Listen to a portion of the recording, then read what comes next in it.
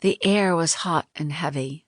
Its stickiness weighed Abigail down as she sat under the tree on the hill behind her house. She read the girl's own book she received for Christmas a few years before. It was her mother's favorite book when she was a girl, so she thought she should have a copy too. The air and her swallowed tears made her stomach feel sick. The sandwich she ate for supper, made from leftover salt pork the rest of the family ate for the big Sunday dinner after church, felt like it reformed in her stomach and fought back. Mother and Father went for a walk. She watched over Alice, Samuel, and David as they played in the yard.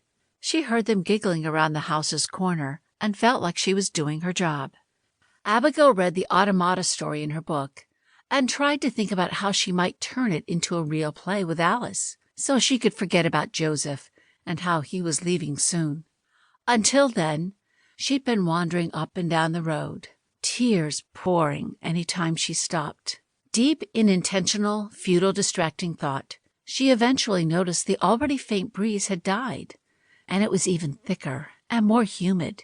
Hearing a loud hum behind her, she leaned around the tree to see what it was. She expected to find her father sneaking up, trying to play a trick on her. All day he'd tried unsuccessfully to cheer her up. Instead, she saw a giant funnel of black in the distance. The sky was bright yellow. The hum turned into a roar. The column of black loomed bigger. It took her several seconds to realize it was a tornado. She'd never seen one, just drawings in books at school. It traveled toward the river, right where her parents had gone.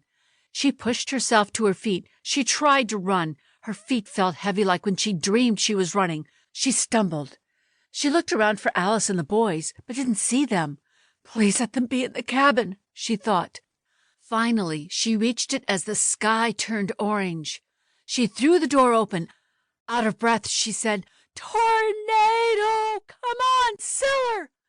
Alice looked up, stunned. "You get David! I'll grab Samuel!" Alice chased Samuel under the kitchen table. Abigail caught hold of David's arm before he could join him. They pulled the boys to the front door. Abigail couldn't see the storm, but she could tell it was getting closer. The world had turned dark, looking more like late than early evening. The horizon seemed to tumble in the distance. Her black braid whipped in the wind.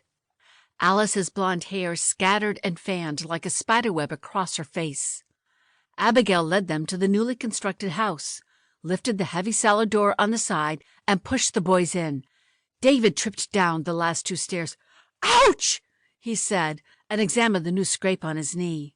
Samuel tumbled over him in a somersault. "Get to the corner! Get as far back as you can!" Abigail said. "But it's yucky!" Alice said. "Just do it! Hurry!" Abigail pushed the boys and Alice toward the back of the cellar and into the jars of canned tomatoes and pickles, which rocked and rattled, but didn't fall over. The dust stirred up by the gust of wind that swirled through as they came into the cellar tickled Abigail's nose. She ignored it. She pushed the children to the floor. Alice sat cross-legged with Samuel and David each on one knee. She hugged them close to her, and Abigail tried to make a shield between them and the cellar door. It started to shake.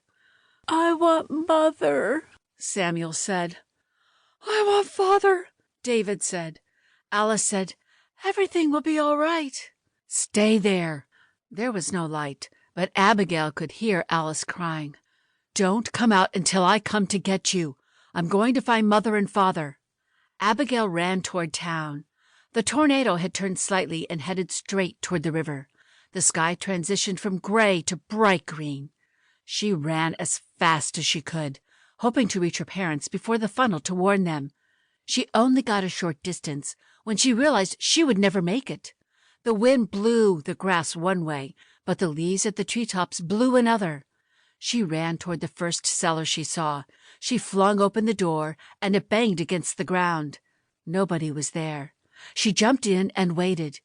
Even though she'd stopped running, she still couldn't get enough air, and her head pounded. She grabbed the inner handle of the cellar door. It rocked harder and harder in its fresh wooden frame.